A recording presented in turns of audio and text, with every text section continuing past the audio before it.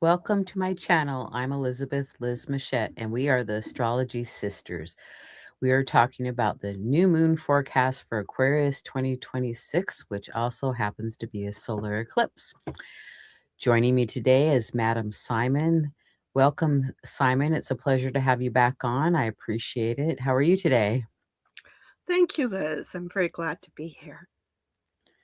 Okay, so Madam Simon is an archetypal astrologer, tarot reader, and visionary artist. The website is iconalchemy.com. I'm an astrologer, author, intuitive, and tarot reader, and my website is alightpath.com.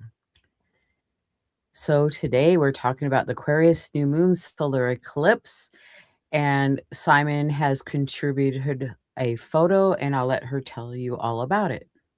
Oh, thank you, Liz. So I create art both digitally and traditionally via drawings.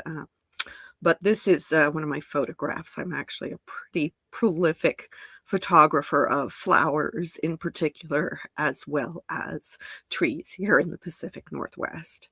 Um, so this, I believe, is a shot from the Northwest Flower and Garden Festival, um, which is happening this upcoming week. And I'll, of course, be going back there to capture more floral beauty. And normally on a new moon, I like to do some manifesting, but since it's a solar eclipse, I am very cautious and careful what kind of manifestation or new moon ritual that I do. How about you, Simon? So, I don't recommend doing manifesting work under an eclipse. Um, and I typically don't really recommend that we do ritual work under an eclipse in terms of anything that is what could be called thaumaturgic work, any work where you are trying to assert your will. Instead, I look at eclipses as a time to do theurgic work, where we are perhaps meditating on the themes of the eclipse, sometimes doing things like purification work, ritual bathing is a good thing to do under an eclipse. Eclipses tend to take a big toll on the body. Um, and so, because they always involve the moon, right? Even a solar eclipse is involving the moon. So, so because they tend to take that toll on the body, um, I view eclipses as a time to be extra good to ourselves, to do things that are gentle and healthy and give ourselves plenty of rest. Um, it's important to remember that eclipses are kind of they're wild cards. Okay, their energy is not something where uh, we are controlling it, directing it. It's more that we are along for the ride. Um, and so, if we are doing meditative work that helps ourselves to align with the themes of the eclipse, then the ride is a little less rough. um, and I have found that that is actually very useful for those of us who are ritually inclined. Well, I like what you say, and I've been doing that more and more all the time since you shared that with me a number of years ago. Because eclipses, it's like can go bounce around and change, and so it's like unpredictable, I would say. Yeah. Okay, so the solar eclipse, it's this one's an annular one, so we'll see the ring of fire around.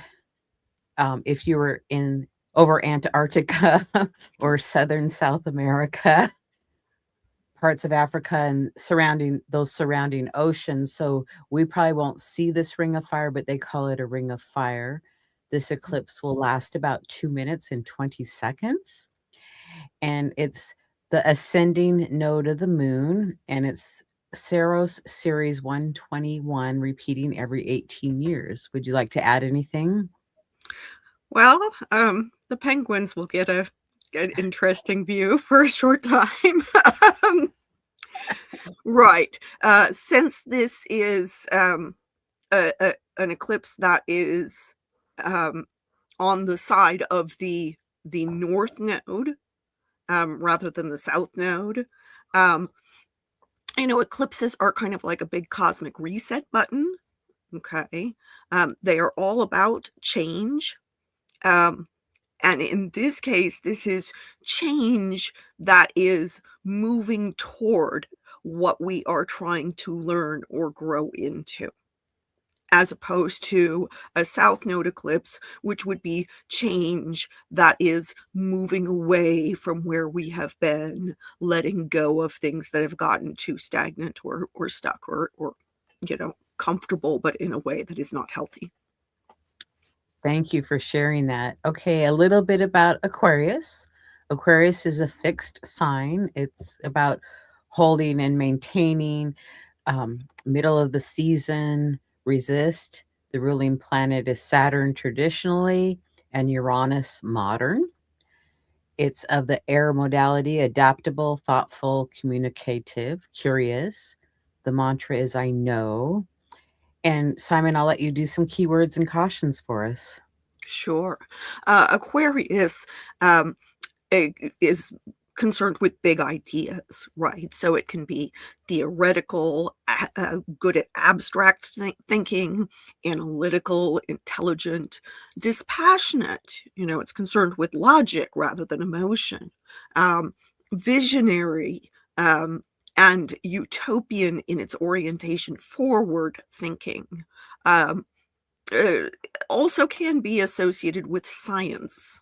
Um, the process, the practice of science as a methodology, as well as the outputs of science, right?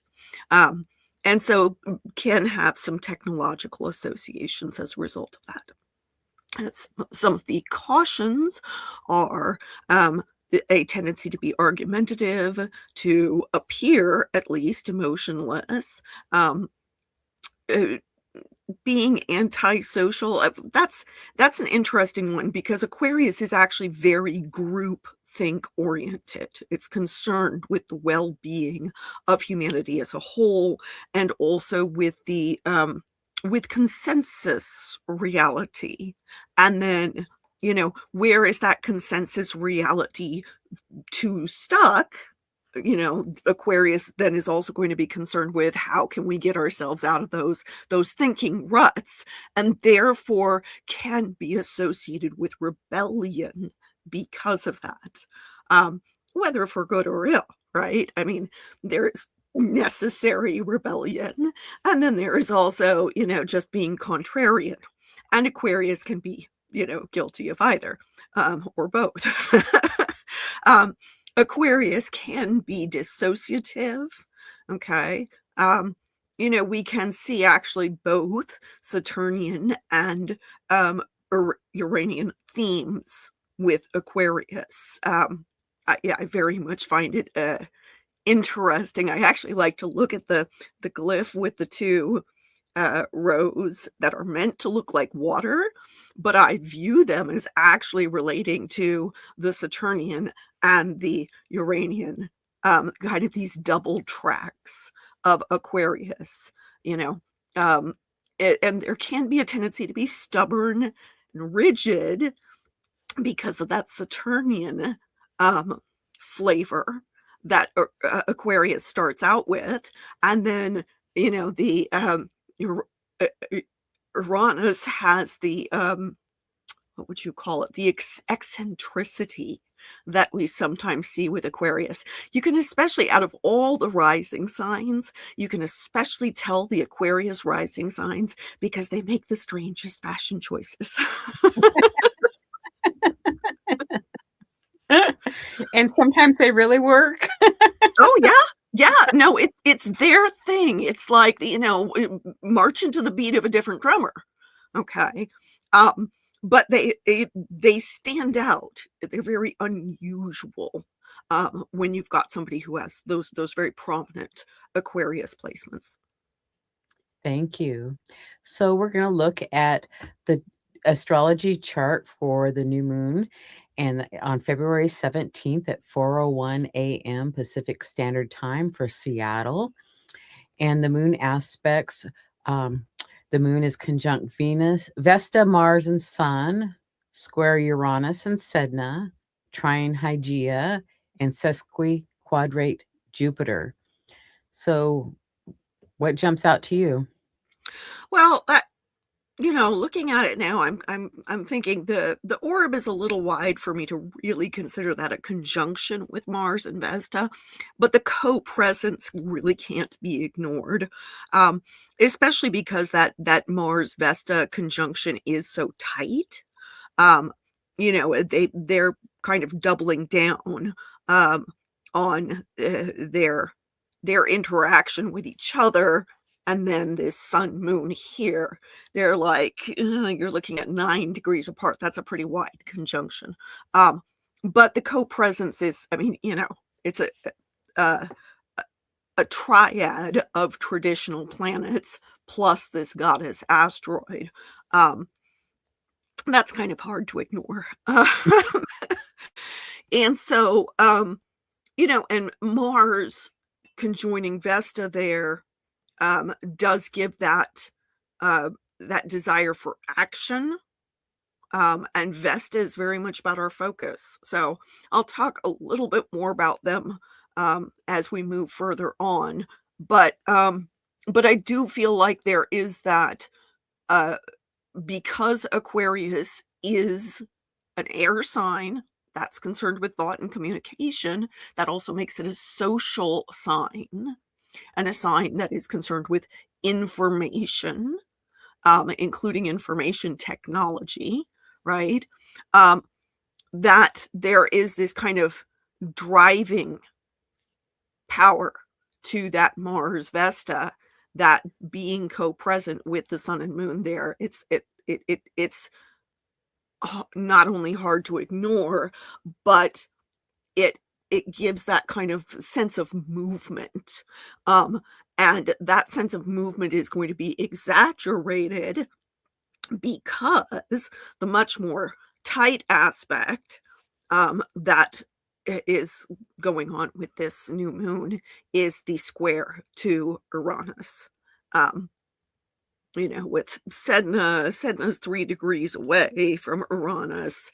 Um, the conjunction is still there, but not as intensely as we have previously felt it when they were closer. But Uranus, of course, is going to be moving into Gemini soon enough, and we will be feeling that conjunction much more closely. So this square of this new moon and the eclipse to Uranus and Sedna really emphasizes the need for change, but also the potential disruptive quality of this eclipse.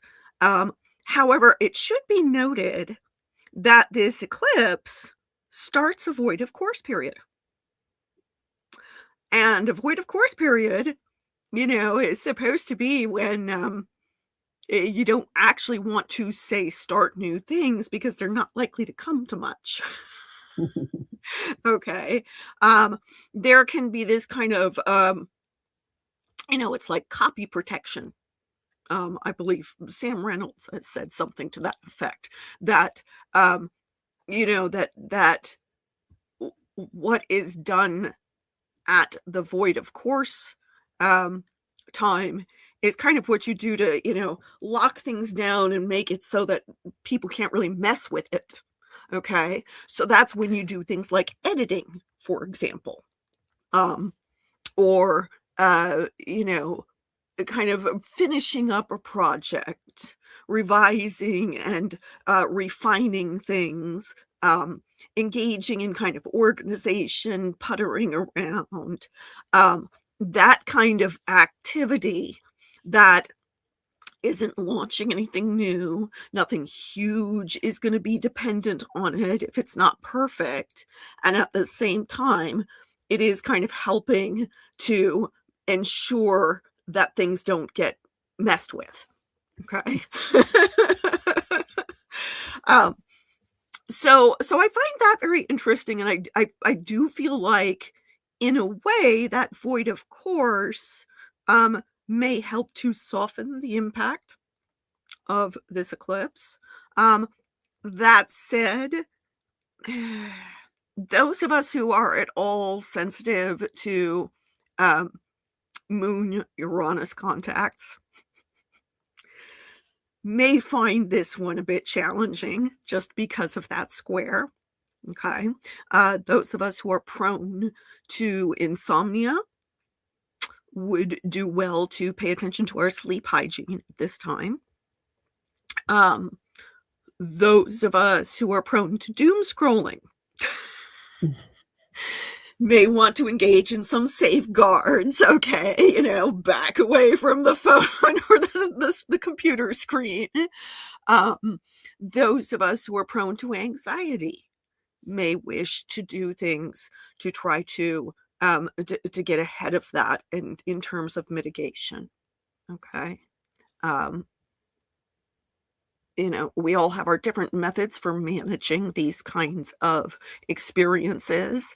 When I tell you this stuff, it's not to get you all wound up and have you going, oh my goodness, it's going to be terrible, but rather to say, hey, if this is something that you have any issues with, why don't you do some things to protect yourself? Gently, kindly protect yourself. For example, I don't tend to schedule important things on an eclipse day, not because I'm convinced, oh, it's going to be terrible, but rather because I'm giving myself that grace, that space to not have to deal with stressful things during a time when my body is experiencing these kind of hidden stresses from the universe. So, uh, the trine to Aia, that's a nice thing. That can be helpful. Aia currently in Gemini, another air sign, has been focused on our mental health, and also on the ways in which things like information and technology in the news cycle can undermine our health. Okay. She was recently retrograde. She's, now station direct, is moving direct again. And so that suggests that we may be perhaps, after an awfully crazy news cycle beginning this year, um, some of us may now starting to recognize what we need to do to safeguard our mental well-being. And we may be hitting our stride in terms of taking appropriate actions, to be able to communicate and engage with sometimes some challenging information from the larger society without having it run roughshod over us. And so I think that this eclipse does emphasize that a bit, that trine to the eclipse, coming from Sun and Moon in Aquarius, that larger society, that systemic structure, and large scale information. Aia making that trine is, kind of reminding us to pace ourselves and be good to ourselves, and to watch what information we're taking in. Not because we want to ostrich, not because we want to, stick our fingers in our ears, la la la la la. No, but at the same time, especially when we're processing psychologically difficult information, which there's a lot of floating around in the news right now,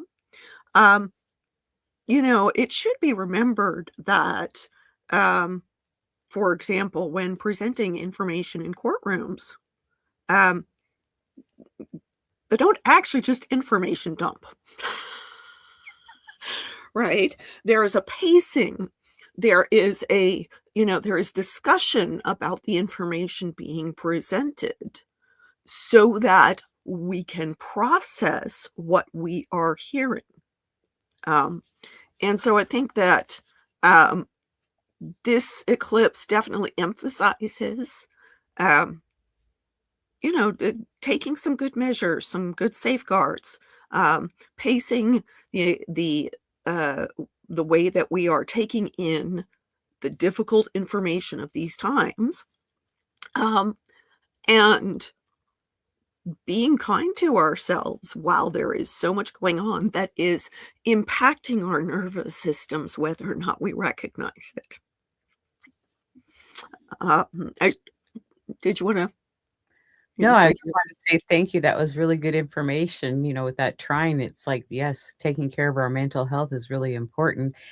And, whether that's to read some poetry or meditate or, read a good book, to use that mental capacity maybe on some other things than just a news cycle all the time. right, right. And also perhaps to, talk with people, in order to process things, you know, to engage our communities, um, and our close circles of friends, um, because, I mean, we're all kinda going through it right now, right? It's not just, 1 or 2 of us, um, so, being, um being willing to, discuss these things with other people, it one of the things that I think is important for us to remember is that others around us who may not be feeling very brave about communicating the things that are going on with them, um, may really benefit from us being willing to step up and say something. It should be noted that that IEA is tightly sextile, um, the Chiron-Eris conjunction that's been ongoing. Um, and so, that strongly suggests the need for us to communicate in order to process our hurts, um, in order to, to address, in particular, this level of, um, both personal and social pain that is highly disruptive since Eris is there, right? Um, and to recognize that we may not have all the answers for ourselves, but if we're actually willing to open up our mouths and talk to our fellows about it, we might find that the person right next to us has a similar story and has learned things in their own, painful process that could benefit us and vice versa. So, um, we do have just I do want to touch on that sesquiquadrate to Jupiter. Um, Jupiter at this point in time is currently slowing, um, to station direct.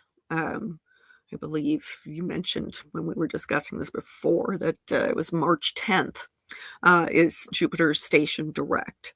Um, Jupiter is already at the degree of the station.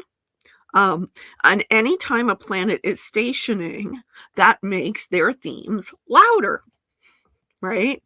Um, and Jupiter's um, themes being louder, among Jupiter's themes are leadership, um, faith, hope, optimism, um, learning, the judiciary, um, expansiveness, travel, but also that which is foreign. Okay, our experience of that which is foreign to us. Um, so all of these themes are going to get louder during this time. Um, and actually, now that I'm looking at this, I don't think we noted this on the in future slides, but Jupiter is trine Mercury at this time. So that's going to amplify our talking about these things. And who is answering to Mercury? Aia. Aia's in Mercury's home sign. Mercury is in a, is considered to be debilitated in Pisces. It's a sign of Mercury's exile, quote unquote, because it's opposite Mercury's other home sign of Virgo. But just because Mercury is maybe a little less logical at this time does not mean that Mercury's not capable of engaging in really kind and compassionate and sensitive and intuitive conversation and some deep thinking about the big issues of our time, which is being emphasized by that Jupiter who traditionally rules Pisces. So they all interlink together. Well said. Thank you. Okay, we're going to look at some other aspects here. Juno is opposite Jupiter. Pallas Athena, Venus conjoin the North Node, the Vesta Mars conjunction, and Jupiter trine Pallas, Venus, and North Node. So yeah, actually, I think that Jupiter is, now that I'm looking at it, some far more closely trine Mercury, like I was saying. It's a loose trine, again, to the Pallas, Venus, North Node conjunction. That combination there. I think we've also got the trans-Neptunian object Gong Gong.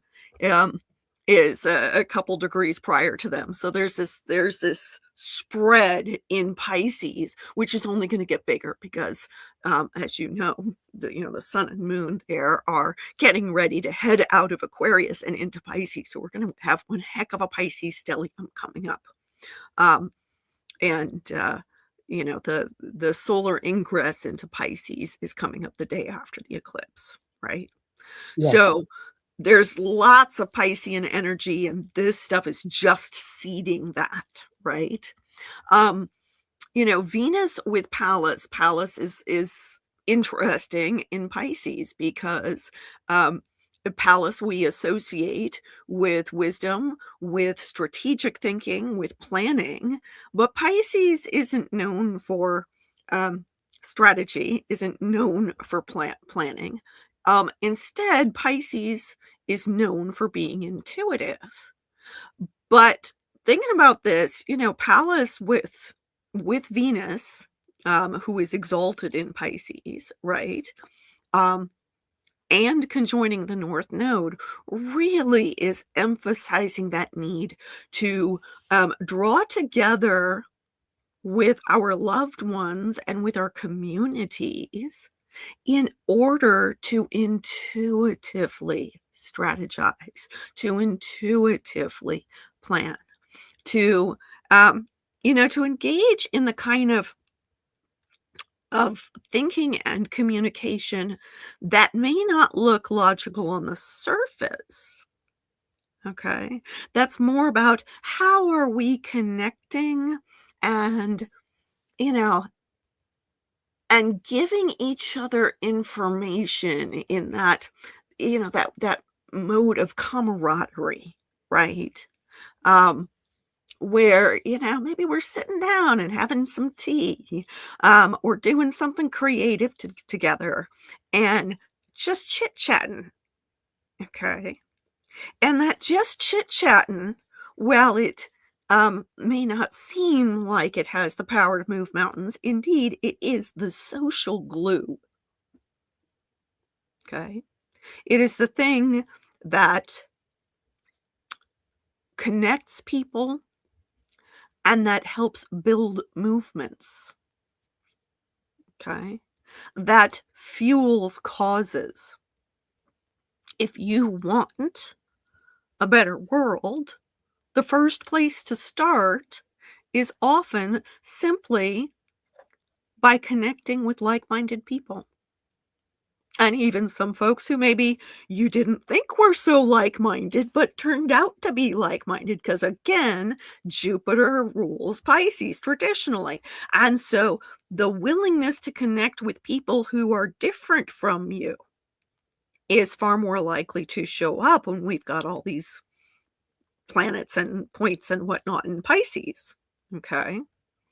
Um, and with Mercury there, Mercury has kind of sprinted ahead of everybody, but is going to retrograde back over these placements. Mercury stations retrograde on the 25th of February, right? And is going to be heading back through this territory. We're already in the shadow of the retrograde.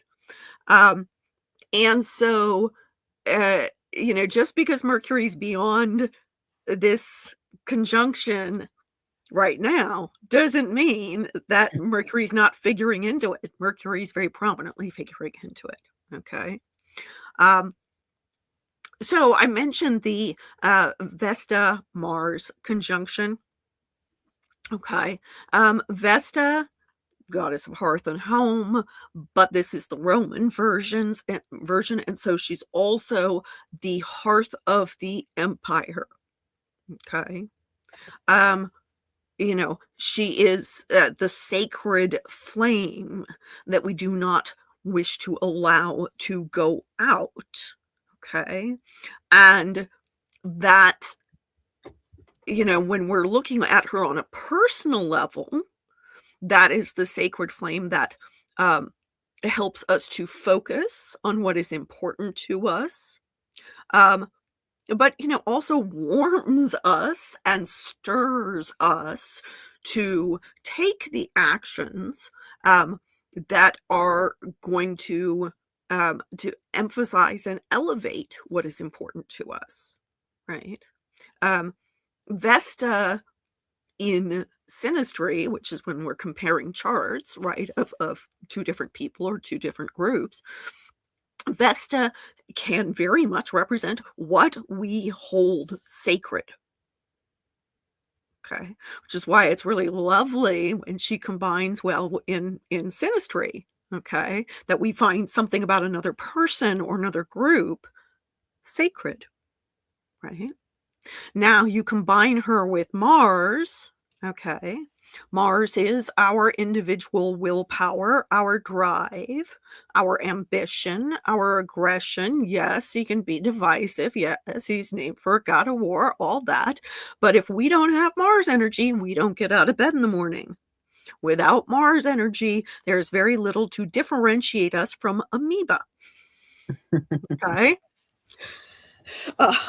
And with so much Pisces energy at work in this chart and during this upcoming week, and when we get the big old stellium in Pisces, we might feel like we want to just sit there in the primordial stew and not do much.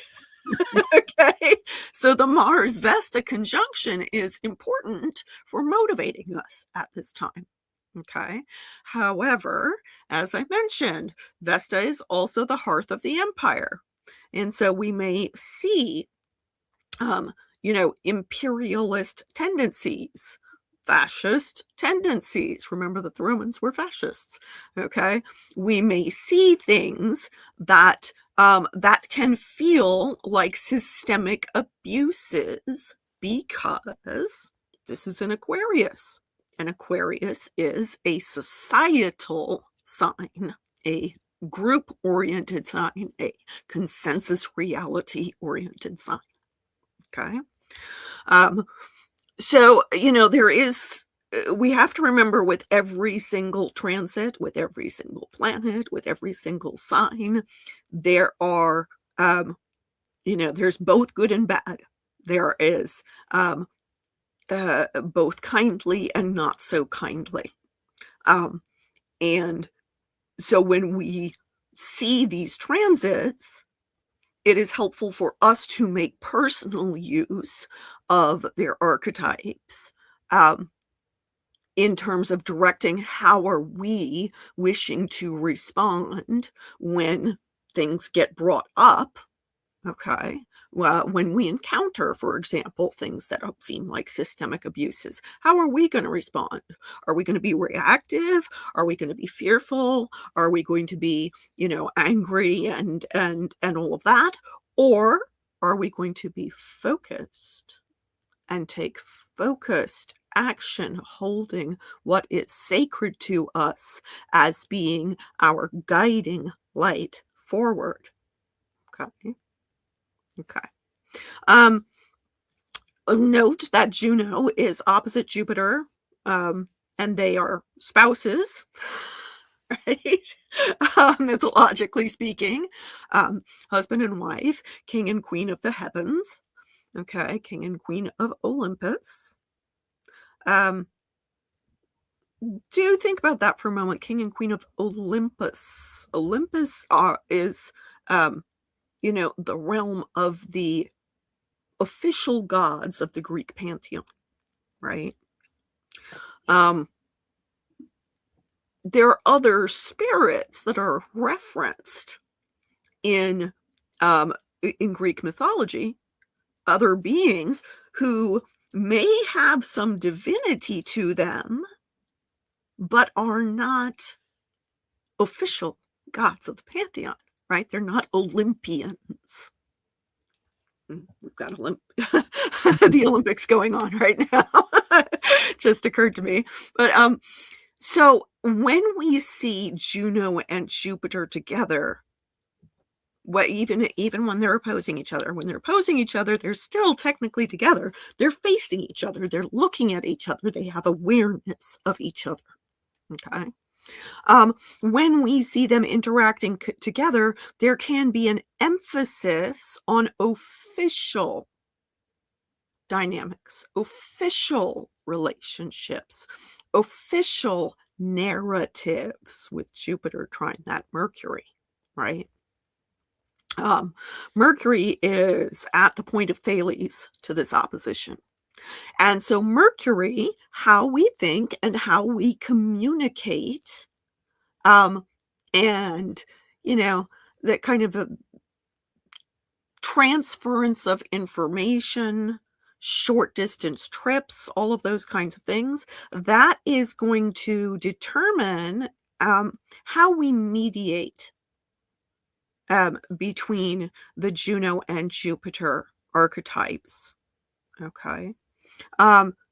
Jupiter, of course, king of the gods and the big leader, right? But Juno, the one saying, okay, we have an official institutionalized relationship. We have a commitment. And therefore, I'm still sticking with you despite your philandering, right? Because that's what he does. Okay. Juno is very much about what maintains the social order. Okay.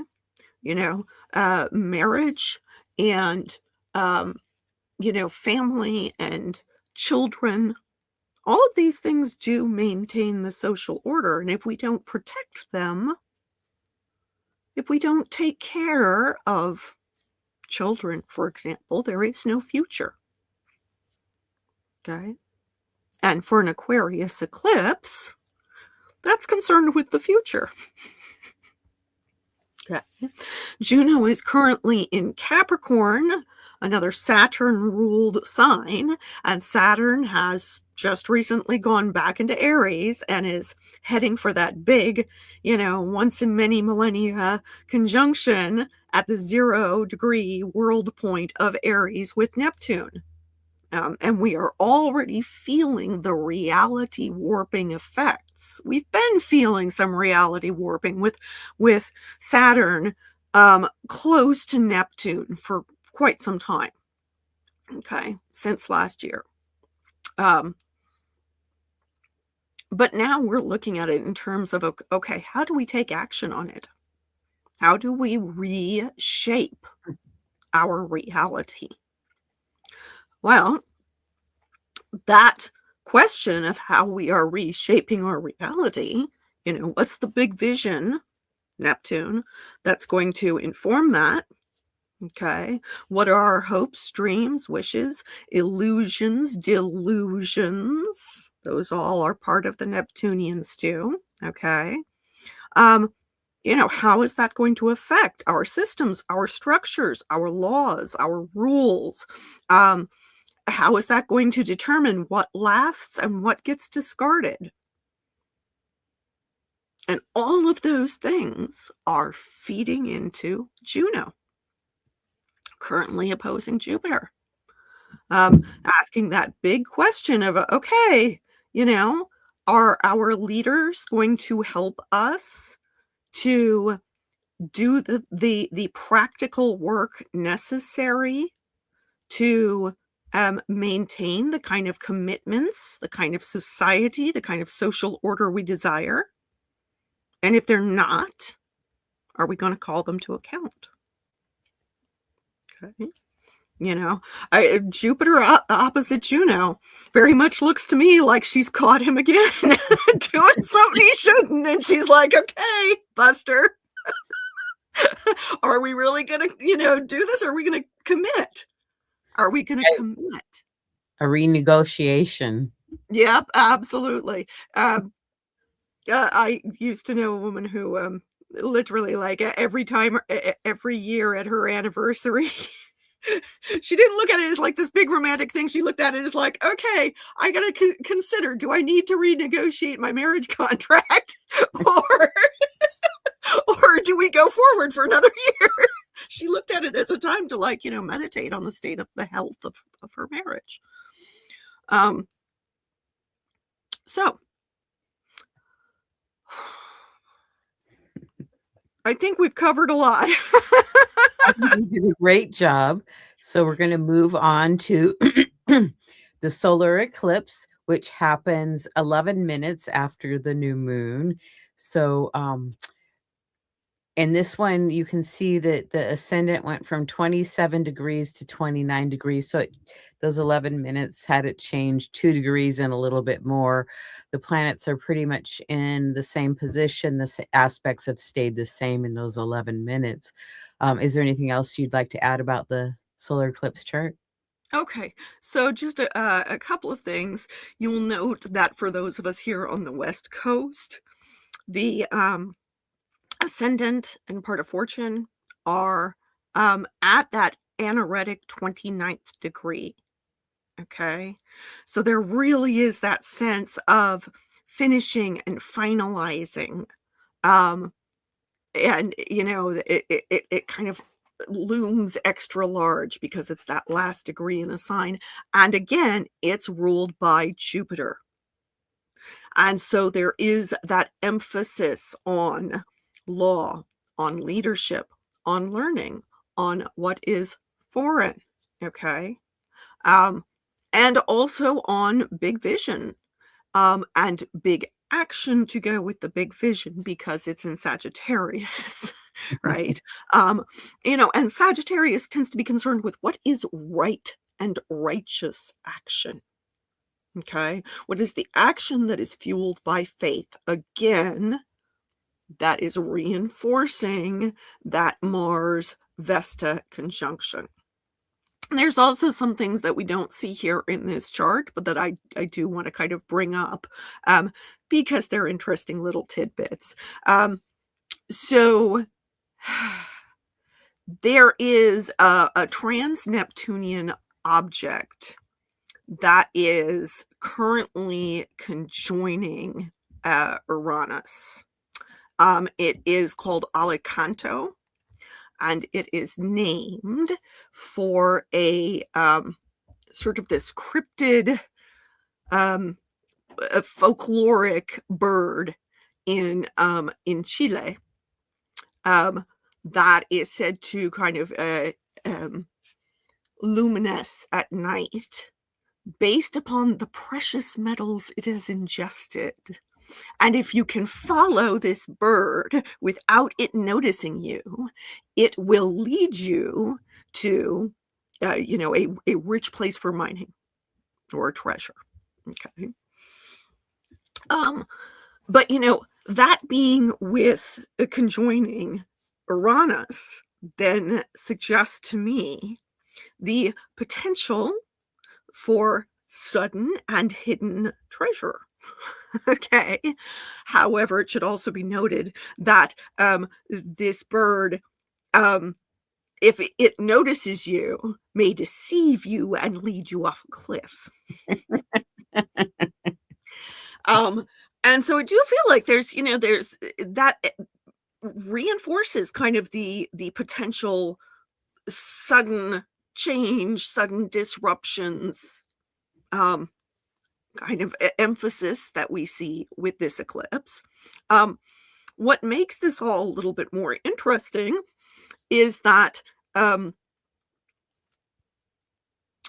both of these, or all of these, all three of these together, four of these, right? Sun, Moon, uh, Uranus, and Alicanto squaring each other are forming the base of a Tor's hammer configuration that is pointing to the trans-Neptunian object Makemake, okay, who is currently in Libra. And Makemake has strong environmental associations, both with the need to protect our environment, but also with looming catastrophic environmental destruction. Okay, Makemake is named for a deity of a kind of creation deity of the Rapa Nui people of Easter Island. Okay, and Easter Island is famous for environmental collapse.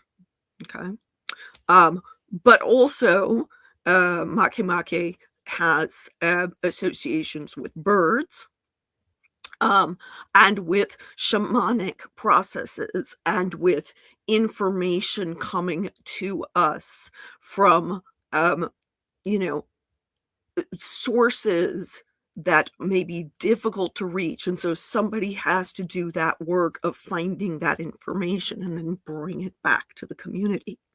Okay, and since Makemake is currently in Libra, then that supports investigative efforts, but also puts pressure on those investigative efforts and our ability to seek justice and equality and find some measure to preserve social harmony at the same time. We also have a big old square from Pluto in Aquarius to the trans-Neptunian object Haumea, who is currently retrograde in Scorpio. And they are forming a second Taurus hammer, pointing to the trans-Neptunian object Altgira, who is, I believe, 3 degrees away from, maybe 4 degrees away from Aiga in Gemini. Yeah, I think he's at 20 degrees at this point. Altgira is named for a Aboriginal creation deity, and so thus is associated with the dream time. Okay, and Haumea is a Hawaiian deity with a progenitive quality. She's very much associated with the ability to shape reality. She's got a protean quality to her. Okay, so this ability to shape shift, we can see with her. And so, she's in Scorpio, so that's emotional shape shifting, right? Squaring off against Pluto, who is that transformative power at work on the broader social level, since he's in Aquarius, but also on the technological level. And Haumea has more associations with the natural world. So there is this tension between technology and nature at work in this configuration. And then they are both putting pressure on Altgira. Okay. What is it that we're going to dream up? What is it that we are going to do that sets both the spiritual and physical the spiritual and physical foundations for future reality. And since Algira is in Mercury ruled Gemini right now, that again puts that emphasis on our ability to communicate, and in particular to pay attention to what narrative are we shaping that will in turn shape reality. So Thank you for adding the trans-Neptunians. That was super interesting. I really appreciate that. So now we're going to go into the lunar phase family or gestation phase. There, it uses the 4 phases as in the lunar phases, the new, the first quarter, full, and third quarter. Pessin discovered these phases play out in 9-month intervals. And so we're at a new phase on February 17th with this new moon and this solar eclipse. So it might be an interesting lunar phase family to track for yourself. A little bit of journaling might be an easy way to do that. And, to see what happens over the next 9 months up to November 17th. And it'll be at 25 degrees of Aquarius, and the full phase will be another 9 months after that on August 17th of 2027 at 24 Aquarius. And the third quarter phase would be May 16th of 2028 at 26 degrees of Aquarius. Some of these phases play out stronger for certain people, and some, not a whole lot's going on, but they're kind of fun to play with. And then the yearly lunar phase, we're beginning the new moon. And then the Aquarius full moon will be July 29th of 2026. And I probably forgot to change that from Capricorn. It should be Aquarius. Sorry about that.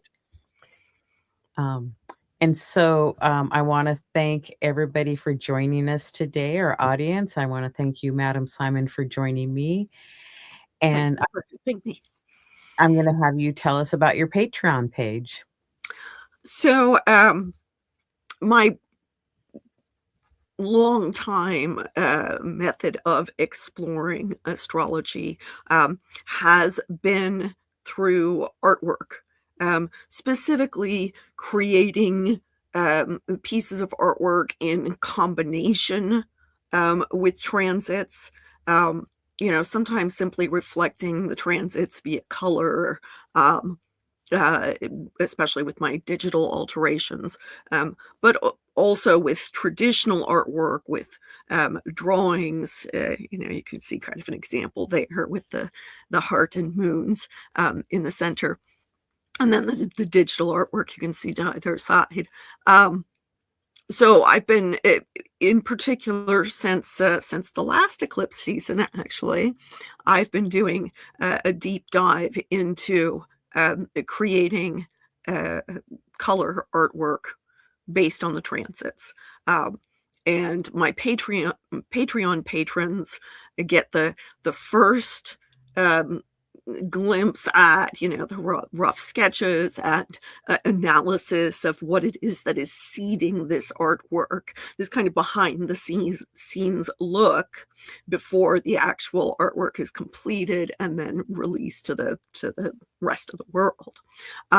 Also, for patrons at higher levels of participation, there is custom astrological art that I create for my patrons. So if that sounds like something you might be interested in, we'd love to see you over there. And I am a consulting astrologer and tarot reader, just like Liz is. So if you're interested in scheduling a consultation with me, or finding me at a live event here in the Pacific Northwest, you can find me at my website, which is iconalchemy.com. Thank you. And I do consultations, I have a newsletter, and you're watching my YouTube channel, so I appreciate you contacting me or giving me a like and subscribing. I have a variety of shows in the archives available for you to rewatch at any time. And 1 to 2 shows a week come out. So we look forward to having you on and joining us in the future. And I want to thank our sponsor, Astro Peregrine Software, an astrology software for Mac and Windows. You can find out more information on astroperegrine.com.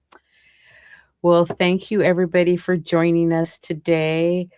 Um, Simon and I appreciate you stopping by, and we look forward to seeing you in the near future. And we're going to say goodbye for now and see you next time. Bye.